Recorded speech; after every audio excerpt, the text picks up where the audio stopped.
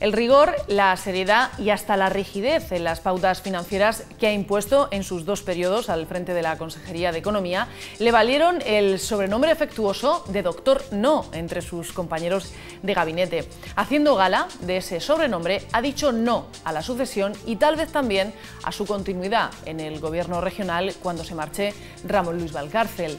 Dejó la actividad privada y volvió a la política 8 años después porque el presidente lo necesitaba. El cometido del vicepresidente económico no era cosa baladí: domar la bestia del déficit, reconducir las cuentas de la comunidad y poner a Murcia en la senda de la recuperación económica. Ahora, cuando hay fecha en el calendario para un cambio de ciclo político en la región, ¿qué pasará con ese cometido?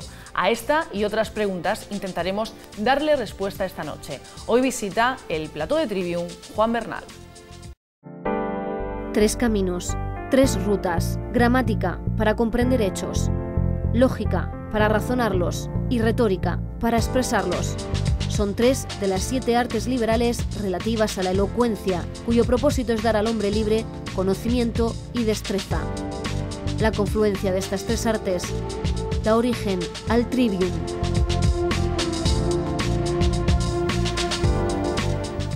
Buenas noches, amigos, bienvenidos a Trivium. Permítanme que empiece esta noche saludando a mis compañeras. Maru, buenas noches. Buenas noches, Esther, buenas noches. Hoy vamos a hablar en nuestro programa de la ciencia de la felicidad pública, o lo que es lo mismo, de la economía, aunque hoy hablar de felicidad pública y de economía suene desde luego bastante extraño. De eso sabe mucho, de economía, sabe nuestro invitado de esta noche, Juan Bernal. Buenas noches. Hola, buenas noches.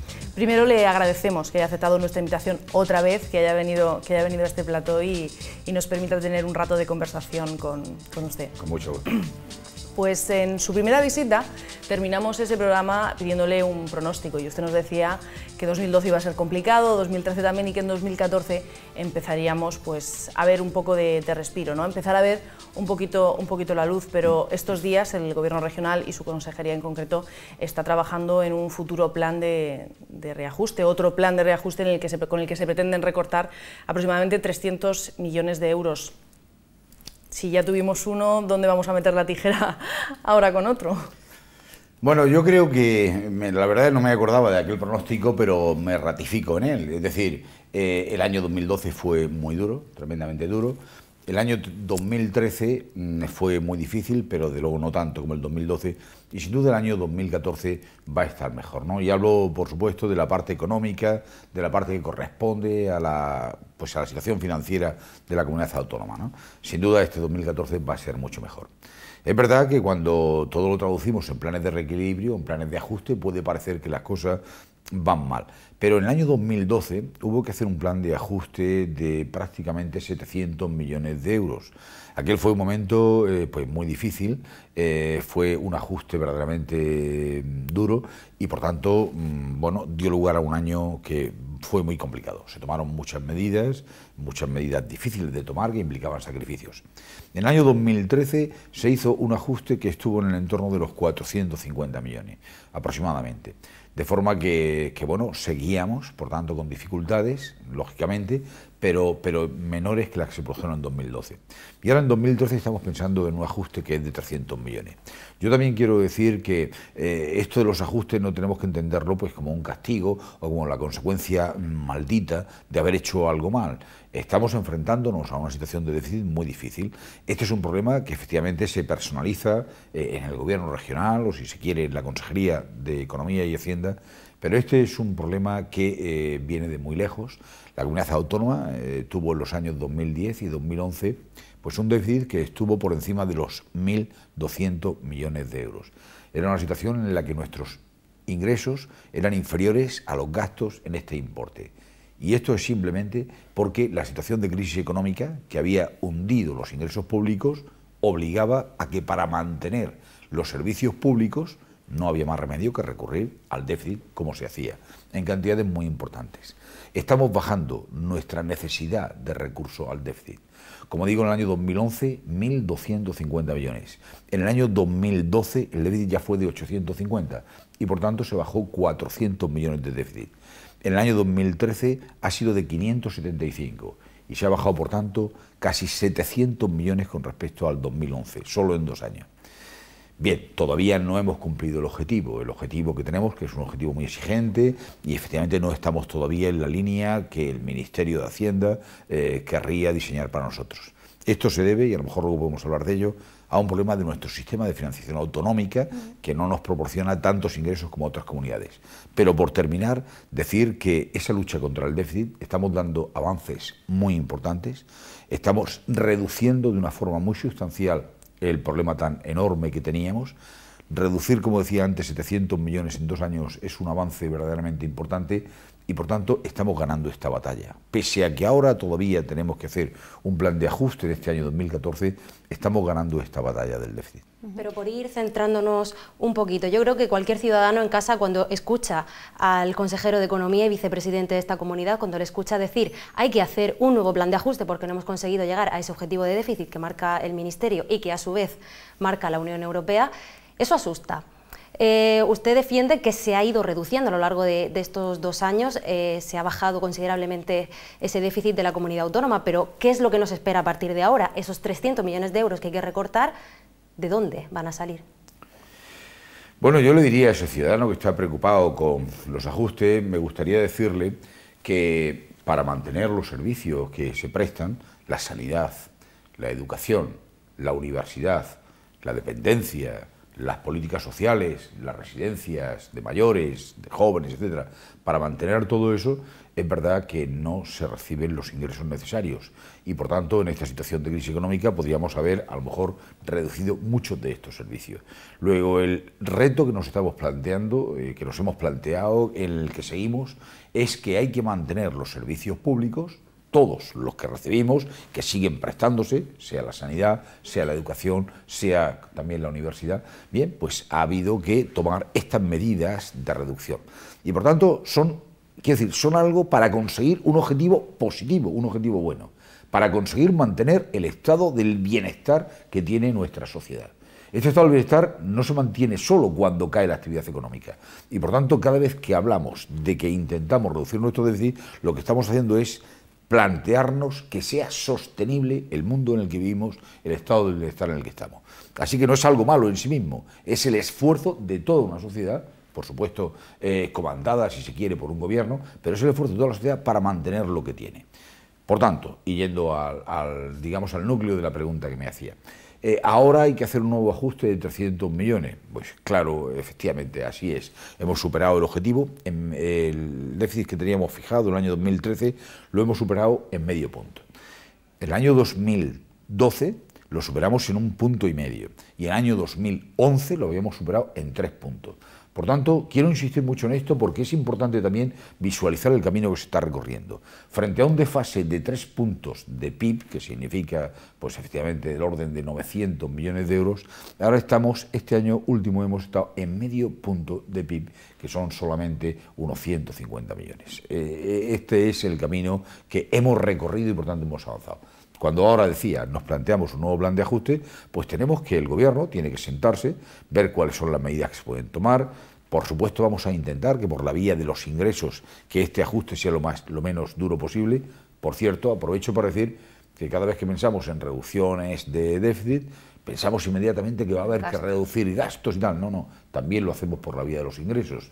Y de hecho, que eso también preocupa. Que tampoco es bueno, efectivamente, tampoco es bueno, pero lo digo porque si al fin y al cabo todos están preocupados por decir qué ocurre con los gastos que van a venir a mí, qué ocurre con esto, bien, pues también hay una parte por los ingresos. Bueno, pues en este ajuste que se tiene que hacer este año vamos a intentar conseguir lo máximo posible por la vía de los ingresos. No por la vía de impuestos, sino por la vía de un sistema de financiación autonómica que siempre, aunque esto es un concepto muy reiterado, este es un sistema que nos perjudica muy gravemente. Murcia es la región que menos financiación por habitante recibe de España y, por tanto, en nuestros ingresos estamos, como decía, muy perjudicados. Vamos a plantear esto porque precisamente este año 2014 es el año en el que toca revisar el sistema de financiación autonómica y nuestro planteamiento es que ya los mayores ingresos que debería de proporcionar este sistema a una región perjudicada como Murcia deberían de verse ya en el año 2014. Así que quisiéramos pensar que una parte de este plan de reequilibrio puede ajustarse por la vía de mayores ingresos del sistema de financiación autonómica y habrá otra parte que se tiene que hacer por la vía de gasto. se nos exige un nuevo esfuerzo, que solamente podemos hacerlo, y yo quisiera ser capaz de transmitir bien esta idea, solamente se puede hacer un esfuerzo en materia de gastos en la medida en que seamos capaces de mantener los mismos servicios, consiguiendo que el coste de realizarlos sea menor. Esto significa que tenemos que seguir prestando los mismos servicios sanitarios. Nuestros colegios y nuestros institutos tienen que seguir abiertos. Nuestra universidad tiene que seguir produciendo pues, las titulaciones, los másteres, los cursos que se tiene que hacer. Tenemos que atender la dependencia, la discapacidad, las residencias de mayores. Todo tiene que seguir funcionando, pero tiene que ser a un menor coste. Y esto exige pues, un nuevo esfuerzo de eficacia, de racionalidad, de reducción de partidas superfluas, etcétera, etcétera, ¿no? Y ese es el esfuerzo que nos toca volver a hacer este año. Pero, vicepresidente, utilizando el lenguaje que a menudo utiliza el propio presidente de la comunidad cuando dice que ya hemos quitado toda la grasa de la administración y que ahora si tocamos, ya tocamos músculo, me imagino que el reto es muy difícil a la hora de no... ¿Hay alguna consejería, alguna partida, algo en la que esté totalmente seguro que no lo van a tocar o todas pueden recibir algún toque de ese reajuste? Bueno, cuando se hace un reajuste se hace, digamos, con una mentalidad revisionista, ¿no? Hay que pensar en cualquier partida. Hombre, yo creo que hay algunas líneas rojas que no se quieren pisar, ¿no? Desde luego nos parece que los servicios pues, de sanidad y el mantenimiento de nuestros centros de salud y de atención primaria, hospitales, eso tiene que seguir funcionando, ¿no? Igualmente cabe decir de los colegios, de los institutos, e igualmente cabe decir pues, de las residencias, etcétera, ¿no? Por tanto, una línea roja es que eso no se pueden cerrar dependencias ni servicios, ¿no? Lo demás está en revisión, Y esto, pues, por doloroso que sea, significa que tenemos que reducir, al final, el funcionamiento de nuestro servicio tiene un gasto de funcionamiento, tiene un gasto de personal, tiene un gasto producto de las inversiones que se realizan. Esto es lo que tenemos que revisar y tenemos que conseguir que se haga con menos dinero. Yo soy consciente de que este no es un trabajo fácil, por supuesto, no intento yo trasladar ni mucho menos que sea fácil, y menos después de 2 años que ya estamos reduciendo y claro que queda muy poca grasa y que todo lo que hay es músculo. Y sin embargo es un esfuerzo que hay que hacer. Lo que no podemos, esto sí que no podemos hacerlo, es mirar el problema, escondernos del problema, mejor dicho. No podemos mirar para otra parte. El problema lo tenemos ahí. Todo esto es la consecuencia de unos ingresos que han caído, de una situación de crisis económica que afecta también a las administraciones públicas. Yo no quiero que se olvide que desde el año 2008 hasta el 2013 se ha mantenido el estado del bienestar con un importante recurso al déficit y, por tanto, con un importante aumento del endeudamiento. Más de 3.000 millones de euros ha sido el aumento de la deuda en este tiempo de crisis económica. Eso le quería preguntar. La deuda ahora mismo actualmente, lo que debemos en la Comunidad de Murcia, ¿a cuántos miles de millones asciende? 5.400 millones al cierre del 2013. ¿no? 5.400. 5.400. Pero decía, en la época de crisis nuestro endeudamiento ha aumentado en 3.000 millones. Pero este es un camino en el que no podemos seguir eternamente. O sea, yo también quisiera que nos planteáramos... Es decir, no podemos mantener el estado de bienestar a costa de aumentar nuestro endeudamiento. Claro, porque ¿cómo vamos a pagar luego 5.400 millones de euros? Todo tiene un límite. Bien, y son 5.400, pero deberíamos de conseguir que no fueran 8.000, o que no fueran 10.000, o que no sean 12.000. Quiero decir, que tenemos que enfrentarnos al problema de que no podemos recurrir al déficit. Y por cierto, esto es justamente en lo que consiste el programa de estabilidad de España con la Unión Europea. Lo que nos pide Europa, lo que le pide a España, pues para apoyarla, para que exista confianza, para que nuestra economía funcione. No olvidemos esto, sería muy bueno saber que nuestra economía va a funcionar y va a tener crecimiento económico de calidad y va a crear empleo solo en la medida en que controlemos nuestro déficit. Si nuestro déficit se dispara, no generaremos las condiciones para crecer y para crear empleo. Así que este es un problema pues, de toda la sociedad y es un problema con el que tenemos que enfrentarnos pues, con energía y con determinación, siendo conscientes de que aunque no nos guste es algo que tenemos que hacer. A mí tampoco me gusta, pero no quiero esconderme de este problema. Este problema no se resuelve diciendo que seremos capaces de pagarlo todo, de crecer, de contratar más gente, de hacer... No, o sea, esto lo resolveremos en la medida en que toda la sociedad pues nos exijamos una dosis de eficacia y de eficiencia que haga que el dinero público produzca el mayor número de servicios al menor coste posible. Estamos hablando de un esfuerzo común, ¿no? Un esfuerzo común entre todos para llegar a esos objetivos. El gobierno autonómico cifraba el déficit público, ya que estamos hablando de déficit, en el 2,24% del PIB, mientras que el Ejecutivo Central hablaba de un 2,30% sin contar el mes de diciembre. O sea, ahí hay una desviación entre entre las cifras de la comunidad autónoma, lo que dice el Ministerio, y esa desviación, si no recuerdo mal, Murcia es la comunidad donde más nos alejamos de ese objetivo de déficit. Bueno, vamos a ver, yo no tengo culpa de que el mundo de la comunicación pues produce todo tipo de noticias que muchas veces pues no se analizan, digamos, con suficiente detenimiento.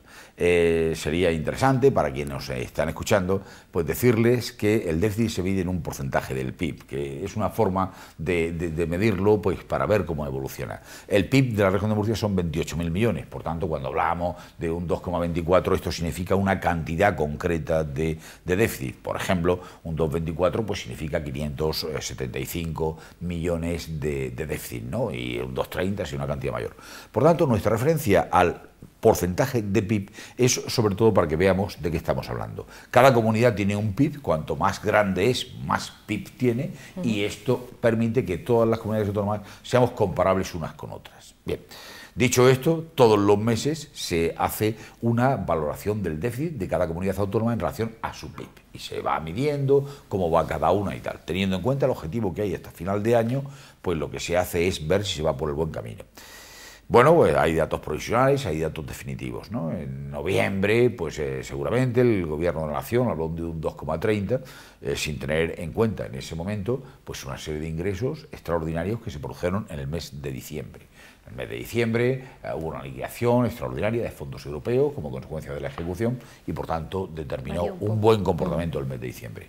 Así que nosotros, cuando damos el dato definitivo del año, ya estamos, digamos, mucho más adelantados que todos estos datos provisionales, de los que hay una lluvia de ellos todos los meses. Los que damos nosotros, los que hace el Ministerio, el corregido. El dato de déficit es un dato muy complicado de calcular. Se calcula por las unidades de la intervención general y tienen procesos de ajuste, estimaciones que se llaman de contabilidad nacional. No quiero aburrir a los que nos escuchan porque es un tema técnico. Tenemos que fiar entonces del dato que da la región. Exactamente. O sea, es el más exacto. Sí, no, pero también quería precisar eso. Es decir, bueno, la comunidad autónoma, en un primer momento, en la primera valoración que hace la comunidad autónoma, el gobierno regional y concretamente este consejero, se dice que nuestro dato de déficit ha sido del 2,24%. Un poquito más adelante, a mitad de febrero, este dato ha evolucionado, se ha ajustado y decimos que es el 2,15. La última información que hay es que nosotros decimos que es el 2,15% y el Ministerio pues tendrá también que revisar, confirmar este dato y tal. Y siempre puede haber alguna décima de ajuste, pero no será importante. Quiero decir, nosotros estimamos el 2,15, el gobierno pues puede revisarlo al alza o a la baja, pues a lo mejor hasta en una décima, pero no es relevante esto, ¿eh?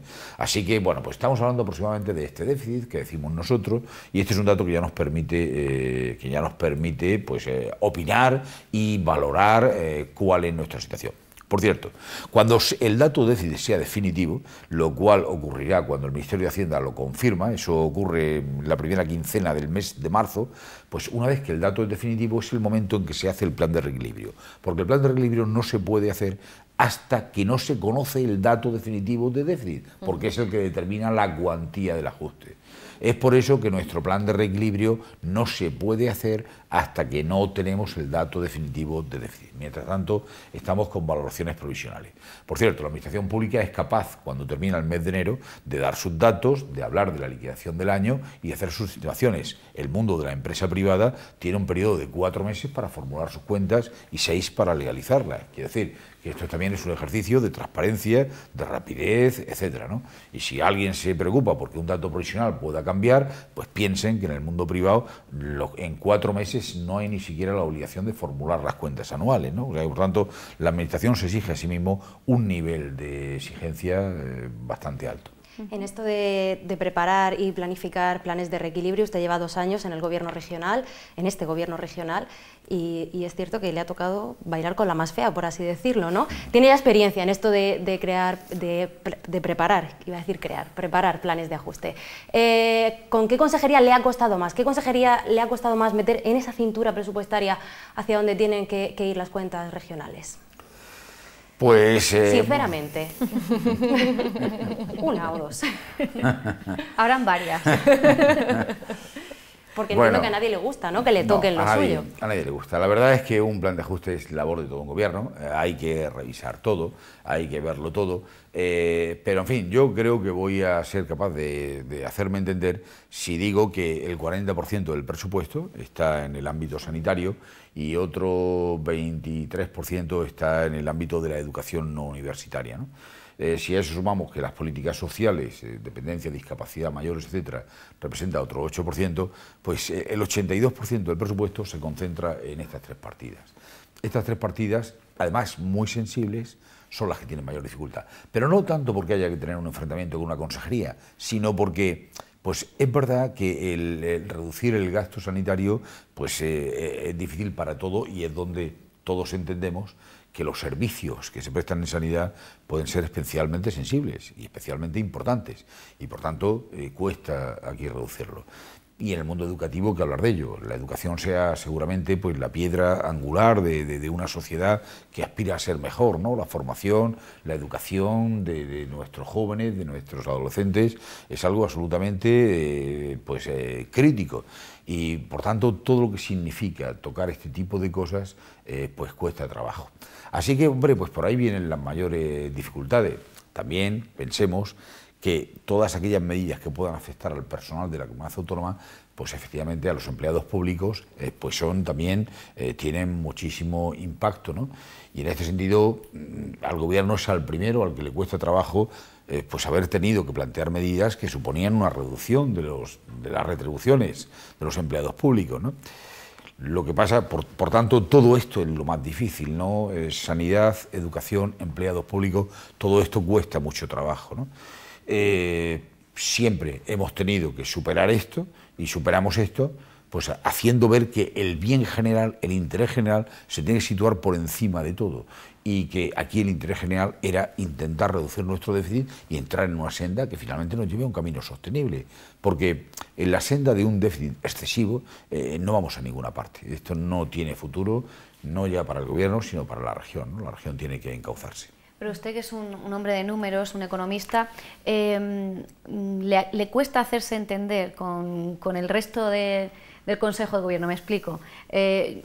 Usted tiene muy claro que con esa deuda pública no vamos a ninguna parte, que hay que devolver ese dinero, que el déficit lo tiene que recortar, es el encargado de hacer que ese engranaje funcione.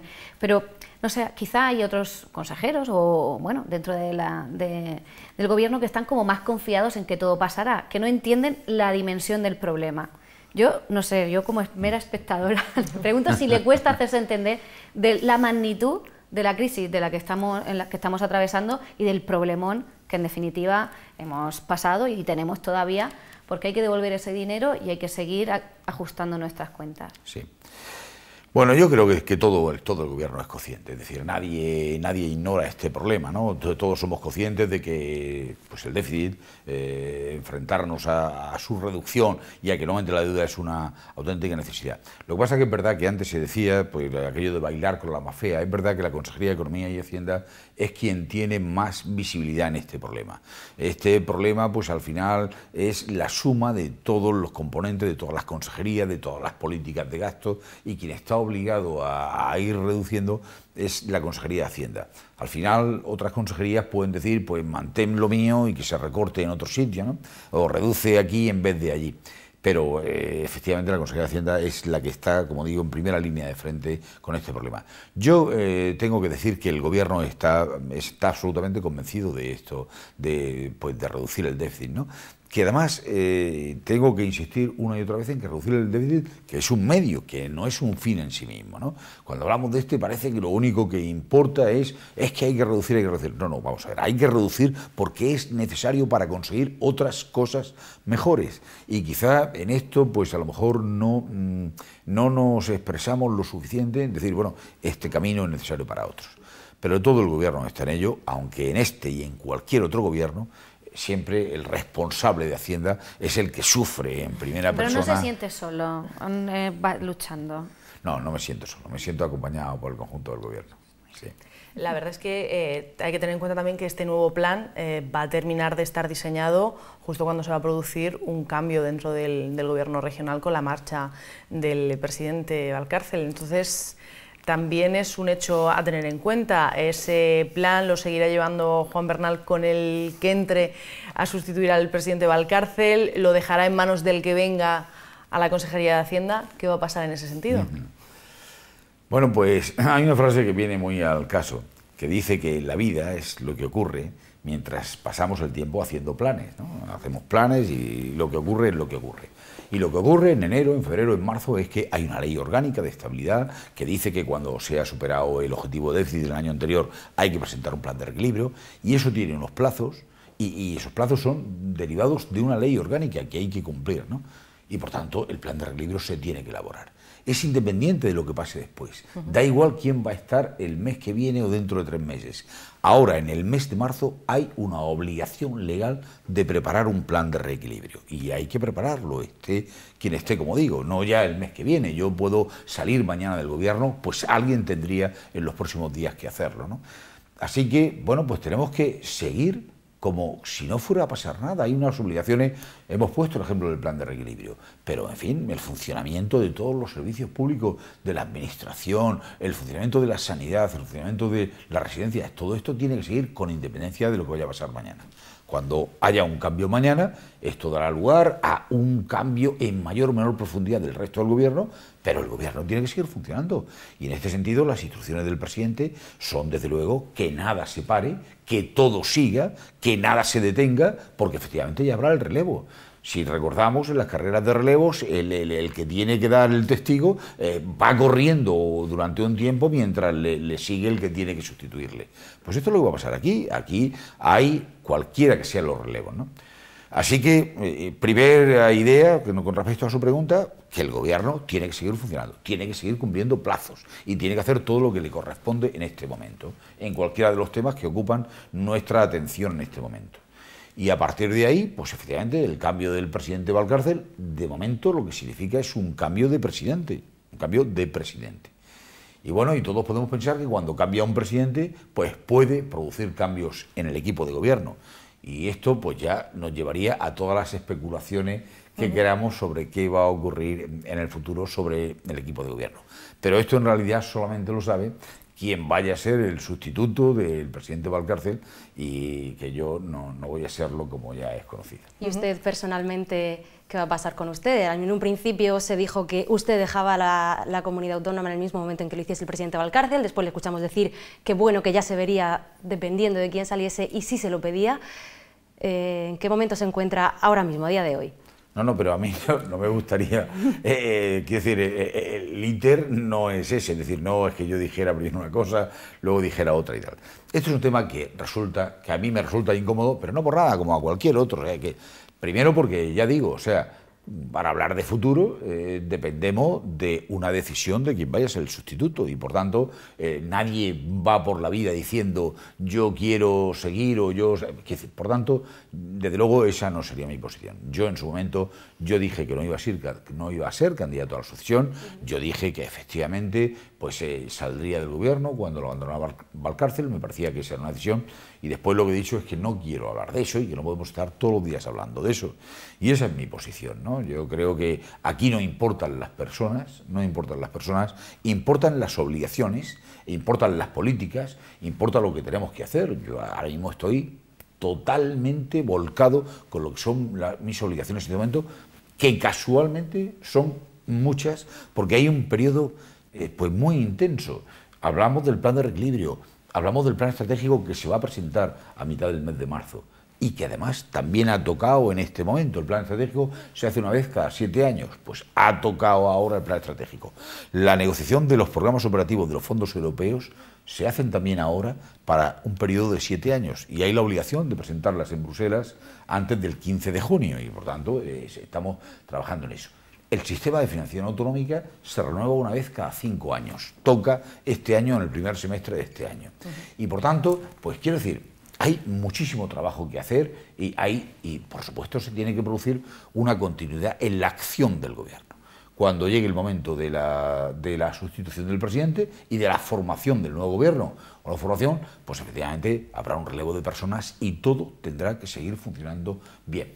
Digo, las personas somos lo de menos, lo importante es que los temas que ocupan la atención del gobierno sigan abordándose pues con toda la firmeza y la determinación que requieren. Bueno, no quiere hablar del futuro, de lo que pueda pasar cuando se produzca ese relevo en la presidencia del gobierno autonómico, pero sí le podemos preguntar por lo que ya ha pasado y lo que usted ha dicho. Usted decidió no entrar en esa carrera o entrar dentro de los posibles candidatos a suceder al presidente de la comunidad autónoma. ¿Por qué decidió demarcarse o por qué decidió zanjar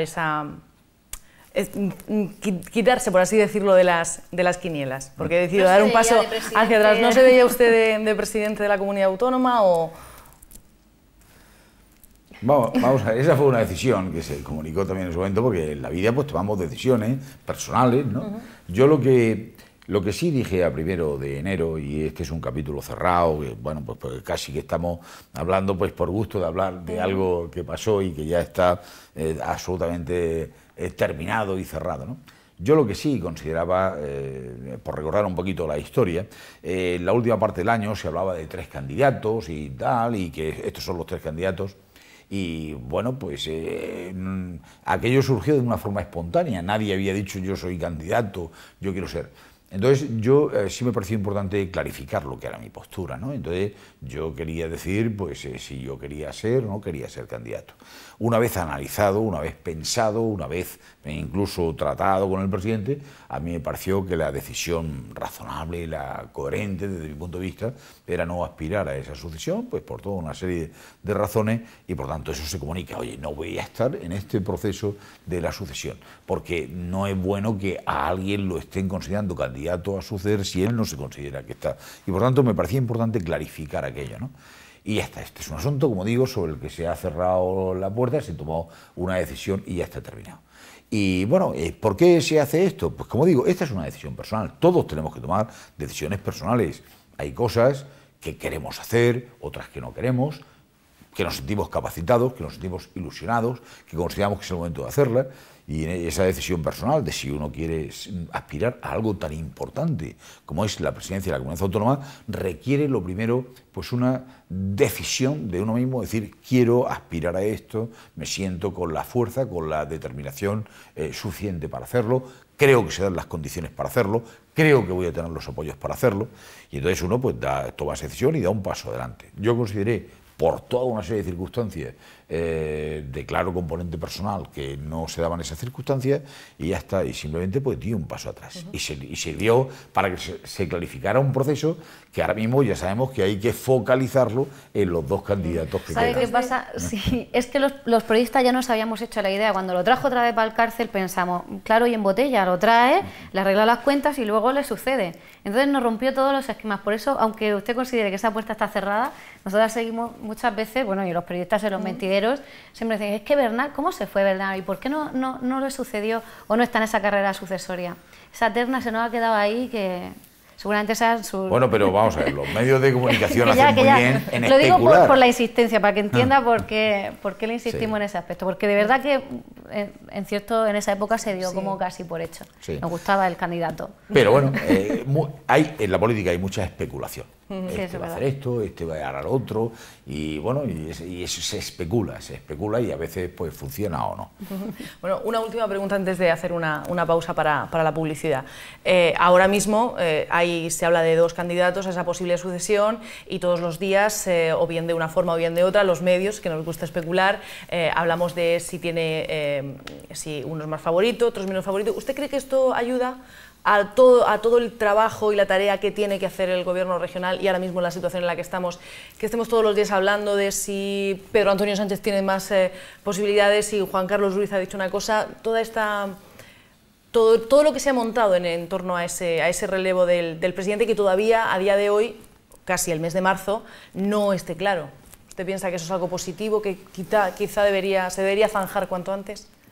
Bueno, vamos a ver, hay cosas que son inevitables, ¿no? Es decir, la sustitución de un presidente de la comunidad autónoma es un hecho muy importante y que tiene muchísima trascendencia. De forma que hay que entender que el interés de los medios de comunicación y de los ciudadanos, pues lógicamente es muy alto. Todo el mundo quiere saber qué va a pasar o qué puede pasar. Los procesos no siempre se pueden adelantar lo que uno quiere, porque hay órganos que tienen que decidir sobre ello, como pueda ser el partido, como pueda ser también pues, en el ámbito del gobierno, las decisiones que se tengan que tomar por parte del presidente. Lo que está claro es que este proceso interesa, hay atención sobre él y es inevitable que haya dos candidatos, porque yo creo que si hubiera uno solo tampoco se vería bien, se diría que este es un dedazo del presidente, que esto ha sido un señalamiento a dedo y tal. Así que yo creo que esto es lo normal que pasa. El proceso tiene que llegar hasta el último momento, en el que yo creo que, bueno, que el periodo en el que esté determinado el presidente con la sustitución debe ser corto para no generar inquietud y bueno, pues hasta simplemente tenemos todo mucha expectación con lo que significa un cambio de presidente, eso es normal. Y yo creo que tenemos que tener, desde el Partido Popular, lo que trasladamos es la confianza de que cualquiera que sea el sustituto, pues va a ser un candidato que va a asumir las funciones del presidente con toda la ilusión y con toda la determinación, con todo el apoyo de un partido y que desde luego pues esa transición todos vamos a procurar que sea lo más ordenada posible, lo menos traumática posible y que desde luego dé lugar, y esto sí es importante, a una continuidad en la acción del gobierno. Y dicho esto, que es lo importante, insisto en que es inevitable que exista atención mediática sobre el proceso. Y una última duda al respecto, me vais a perdonar. Dentro del gobierno también existe esa expectativa que vivimos desde fuera, los que estamos fuera. ¿Se vive también esos momentos de querer saber qué va a pasar, de tener esa duda, ¿no? esa expectación? Yo creo, sinceramente, que en el conjunto del gobierno yo no veo inquietud ninguna con este proceso. Creo que todo el mundo en lo que está es en entender que el trabajo consiste en mantener todo como si no fuera a pasar nada. Hay que mantener todas las actuaciones. En un gobierno se llevan muchas actuaciones de inercia, pero también hay que generar proyectos a los que hay que impulsar, de los que hay que convencer, que hay que trasladar a la sociedad. Y por tanto yo veo al gobierno metido en sus proyectos, metido en su trabajo diario, y efectivamente no podemos estar pensando en qué va a suponer el cambio o en qué puede traducirse, ¿no? La responsabilidad de todo el gobierno, y aquí hablo de consejeros, hablo de altos cargos, e incluso desde luego del propio presidente, la responsabilidad de todos es que la acción de gobierno continúe y no se interrumpa. Bueno, pues si os parece dejamos el tema aquí, nos marchamos a publicidad y continuamos enseguida en unos minutos en Trivium.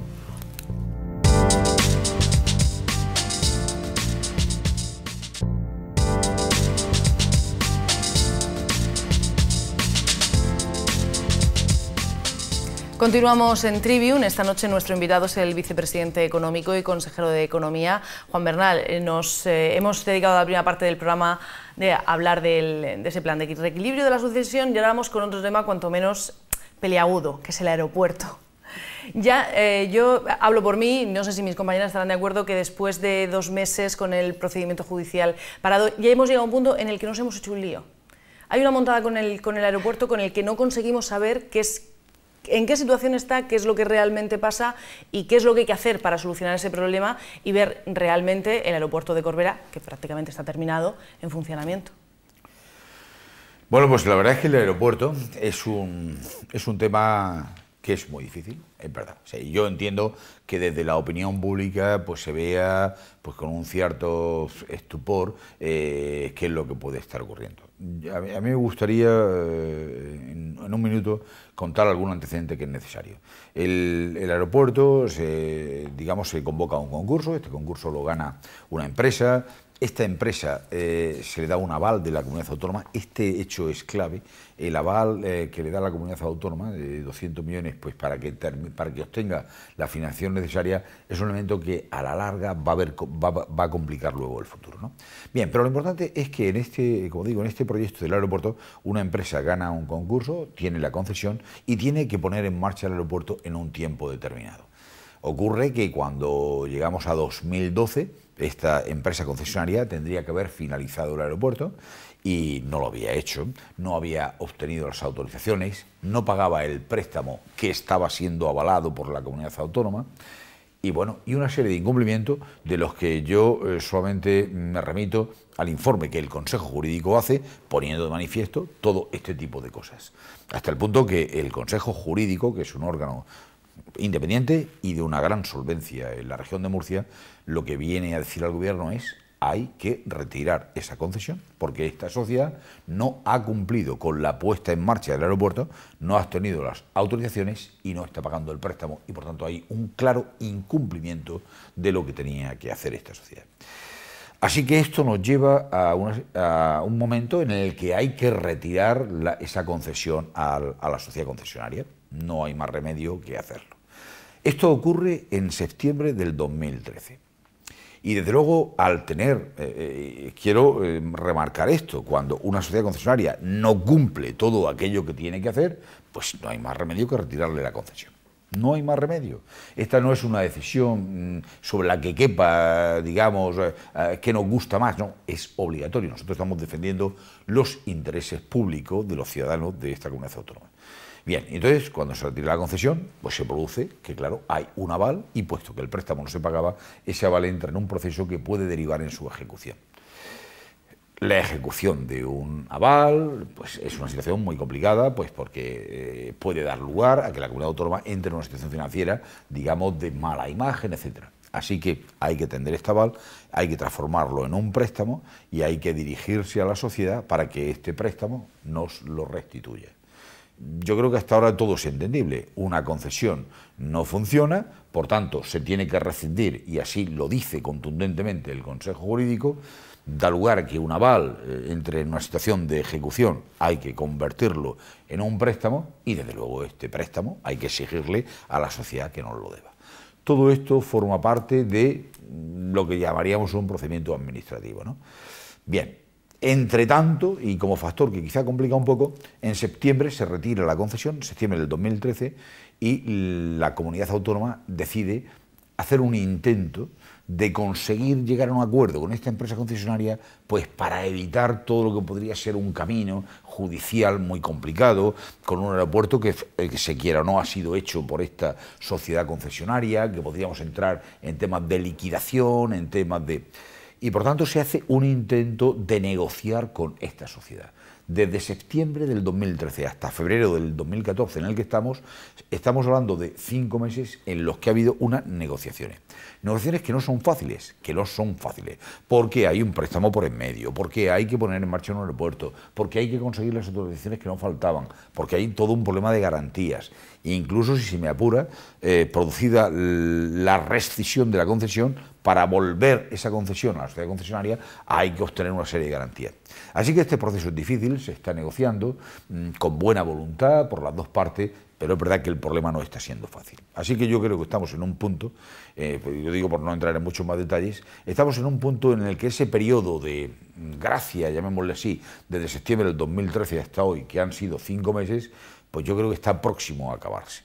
Pues porque si me preguntan a mí diré que creo que la sociedad concesionaria no está haciendo lo que debería de hacer. Si les preguntan a ellos, considerarán que el gobierno debería hacer cosas que no ha hecho. Yo sinceramente creo que no se ha podido llegar a un acuerdo, pues porque hay un elemento que yo considero crucial, que es el tema del préstamo de los 182 millones. Y este tema debe de ser atendido de alguna forma por la sociedad concesionaria. Hacerlo atendido, quiero decir, debe dar algún tipo de garantía o algún tipo de salida a qué va a ocurrir con esto, que ha sido algo que la comunidad ha tenido que formalizar en un préstamo, ¿no? Y como yo creo que la empresa no acaba, en mi opinión particular en este momento, creo que no acaba de dar una solución adecuada a este asunto, pues estamos en un punto en el que no ha sido posible la solución.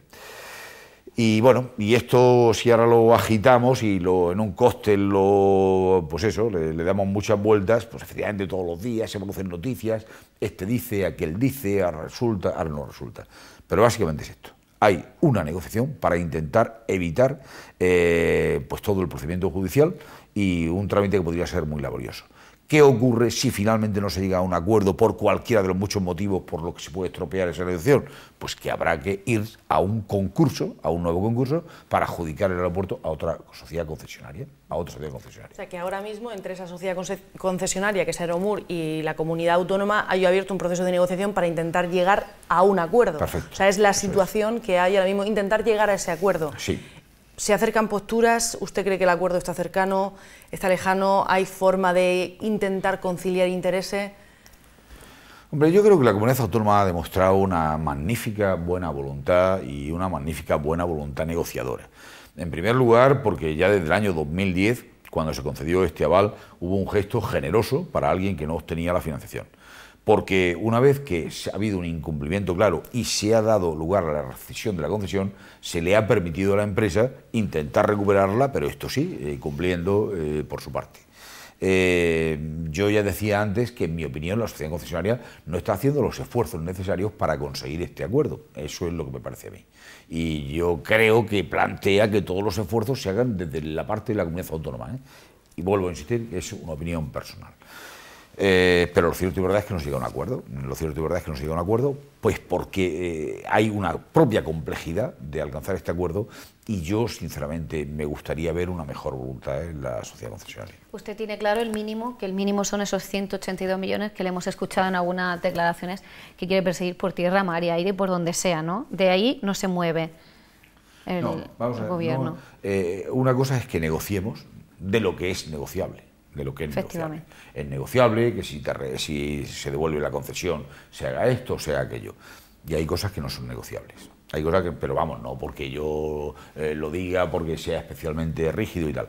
Si nosotros hemos pedido un préstamo de 182 millones como consecuencia de la ejecución de un aval y en el contrato de ese aval dice que este dinero nos lo tiene que devolver la sociedad concesionaria, esto no es discutible. Es decir, esto no es discutible, ni la Consejería de Hacienda va a dejar de perseguir una deuda como a cualquier otro contribuyente o a cualquier otro deudor de la comunidad autónoma.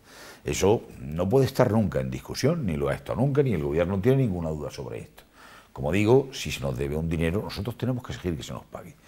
En un determinado momento se plantea que se suspenda ese procedimiento de cobro y decimos que sí que lo suspendemos, pero si se aporta una garantía, que es lo que dice la ley. Y por lo tanto esto forma parte del propio procedimiento que hay en el tema del aeropuerto. Pero insisto, esa cuestión no es objeto ni lo será nunca de negociación. Para resolver el problema del aeropuerto, que duda cabe que este problema de los 182 millones tiene que tener una solución. Esto no cabe duda, por supuesto. Desde fuera sí da la sensación, desde fuera, insisto, hay varias consejerías implicadas en todo este procedimiento, en todo este proceso para abrir ese aeropuerto internacional de la región de Murcia. Estaríamos hablando por un lado de la Consejería de Obras Públicas, por otro lado la Consejería de Economía, que es la que está llevando, supervisando, ¿no?, todas esas cuentas y ese aval. Estaríamos hablando también de la Consejería de Presidencia, que se está encargando de todo el tema jurídico, y desde fuera, vuelvo a insistir, da la sensación de que cada uno tiene un interés particular, es decir, usted se centra en lo que le compete y lo que le corresponde, que es que se devuelvan esos 200 millones de euros, otros por otro lado tienen interés en que se abra cuanto antes, porque es cierto que ese aeropuerto lleva muchos años terminado y no está en funcionamiento.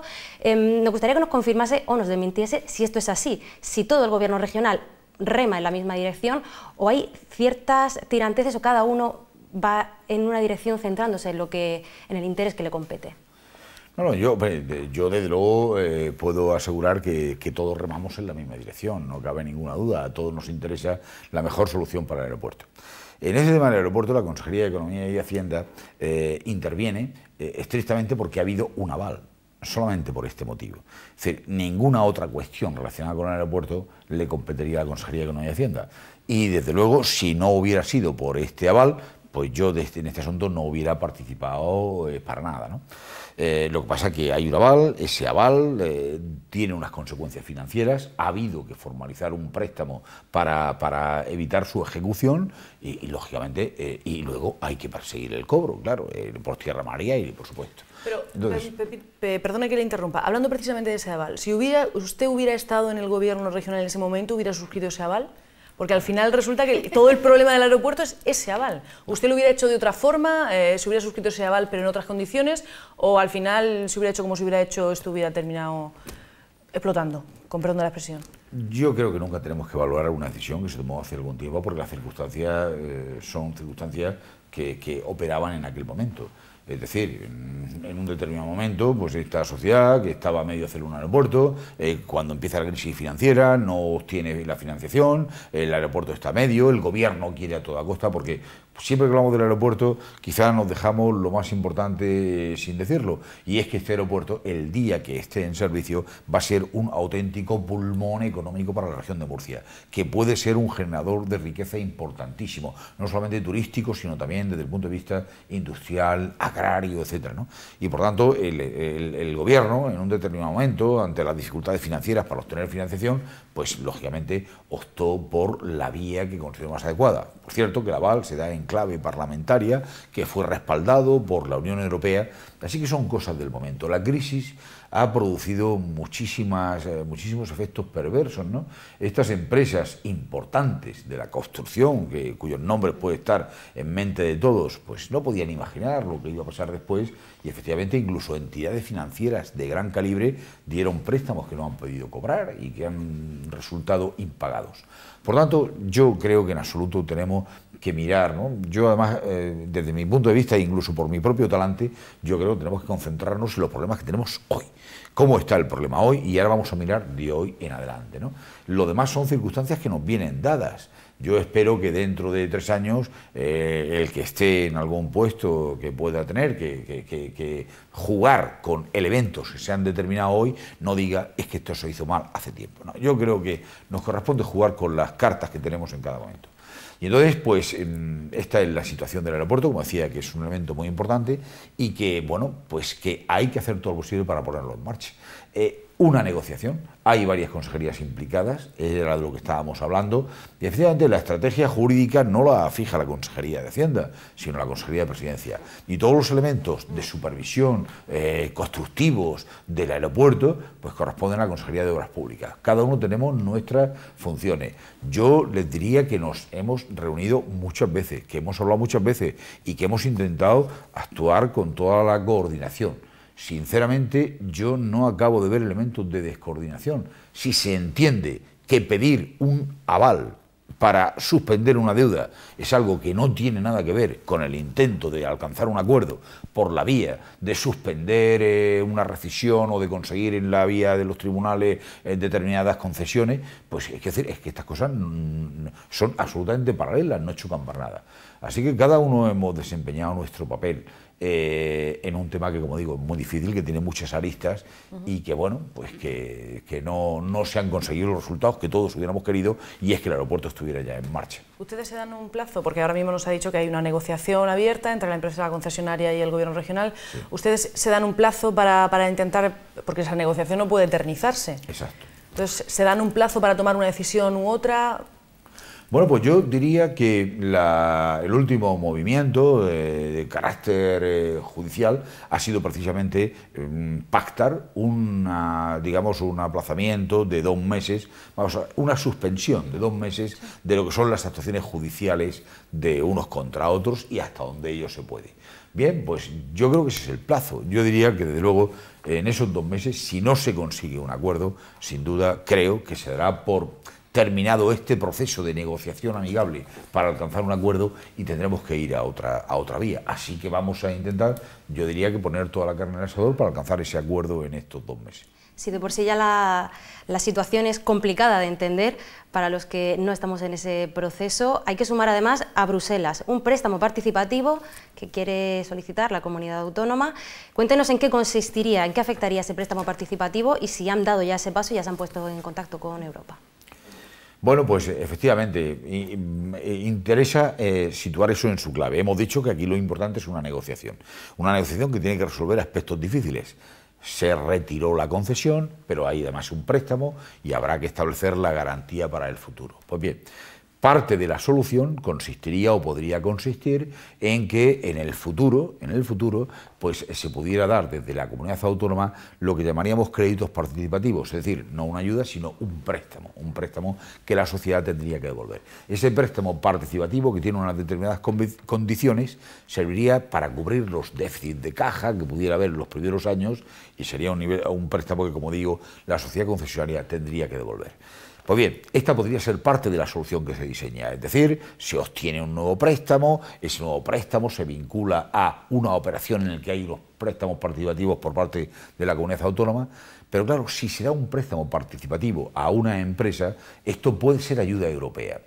Significa que Bruselas no permite que haya ayudas a empresas concretas, salvo que haya una razón de interés general, ¿no? Por tanto, siempre que se le dé una ayuda importante a una sola empresa sin concurrencia, interviene lo que llamamos la figura de la ayuda de Estado. Bruselas dice, esto es ayuda de Estado, es decir, estamos favoreciendo a una sola empresa en detrimento de las que puedan competir con ella, y entonces pues tiene que emitir su opinión de que no es ayuda de Estado, porque si fuera ayuda de Estado, si esos préstamos participativos que se quieren dar son ayuda de Estado, entonces no se puede hacer esa operación, ¿no?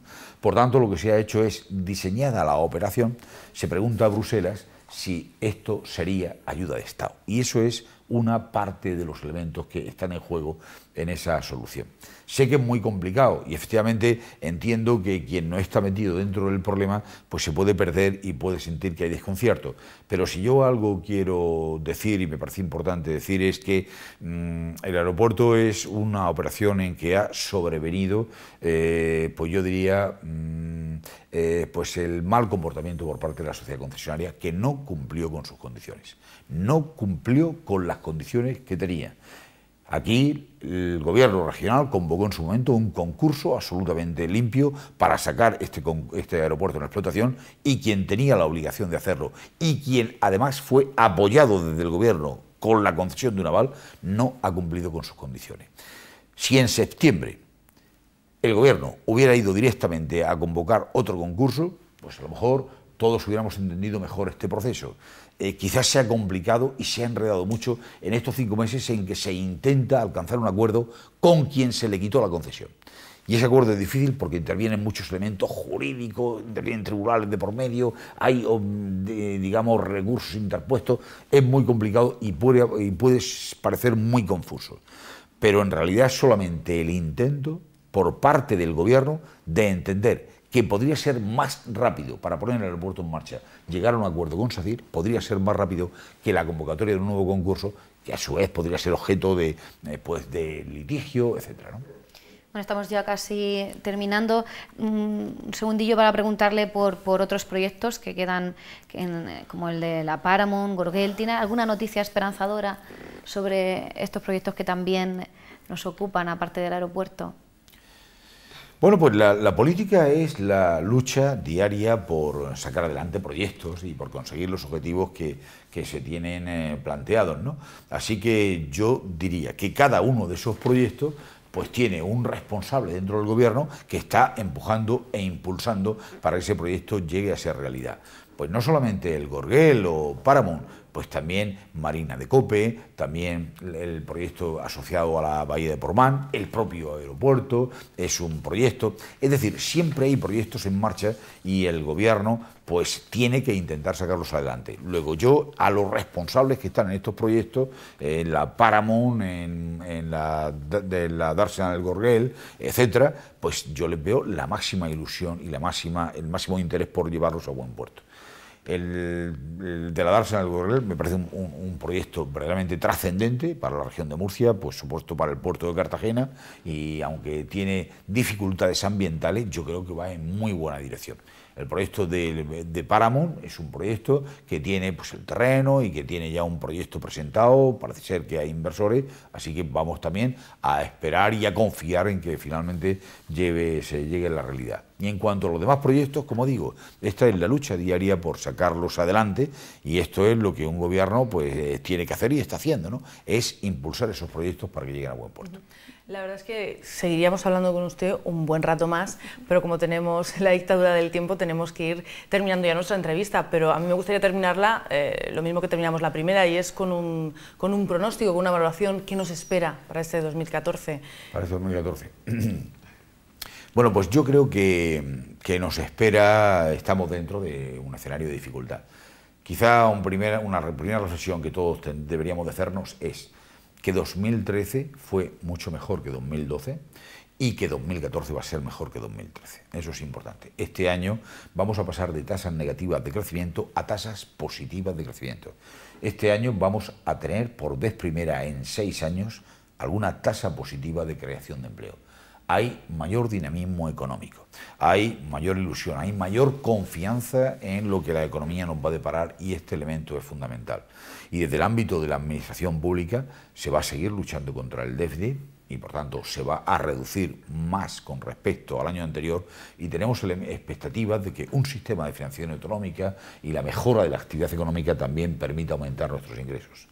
Luego, este es un año que va a ser mejor que el 2013, pero dentro de las dificultades. Yo creo que también tenemos que ser conscientes, y yo quisiera hacer un llamamiento a esto, en que, bueno, hemos pasado por un proceso muy traumático. Esta crisis ha sido una crisis descomunal, ha sido una crisis como no se había producido en la historia de España, ¿no? Y por tanto salir de ella nos va a llevar tiempo. Este no va a ser una salida rápida, esto no va a ser una pesadilla que olvidaremos en un solo año. Vamos a necesitar tiempo y vamos a tener que dedicar mucho esfuerzo a salir adelante, ¿no? Lo importante es ver que estamos en la dirección adecuada, que apuntamos en la dirección correcta, y yo creo que eso sí lo estamos haciendo. Todo esto que hacemos de controlar el déficit, de generar un clima de confianza que permite que baje, por ejemplo, la prima de riesgo, todo esto que hacemos sirve para crear las bases de una economía que va a volver a crecer y a crear empleo, y que lo va a hacer ya este año 2014. Pero no nos olvidemos que nos quedan, yo diría que un mínimo de 5 años con un crecimiento suave. No tendremos crecimientos espectaculares del tipo de los que hubo en el año 2006, tendremos crecimientos suaves, tendremos una creación de empleo de mucha más calidad que la que hemos tenido en otros periodos y por tanto más lenta. Y desde luego la región se enfrenta, yo creo que a lo que es un cambio de cultura, un cambio de modelo, de su modelo productivo, un cambio que yo creo que se ha iniciado y que se va a intensificar en los próximos años, y realmente soy tremendamente optimista sobre las posibilidades que tiene nuestra región, y creo sinceramente que en los próximos años vamos a olvidar esto, siempre y cuando entendamos que hay que tener paciencia para tardar los años que son necesarios. Bueno, pues, un mensaje optimista por parte del que es encargado de llevar las cuentas de la región de Murcia hoy en día, desde luego es una buena forma de terminar nuestro programa. Muchísimas gracias por haber aceptado otra vez nuestra invitación, por haberse sentado en este plató y por haber respondido a nuestra batería de preguntas. Muchísimas gracias. Muchas gracias a vosotras, ha sido un placer. Chicas, hasta el martes que viene, que tengáis una feliz semana, y ustedes también ya saben que tenemos una cita el próximo martes. Hasta entonces, que sean felices.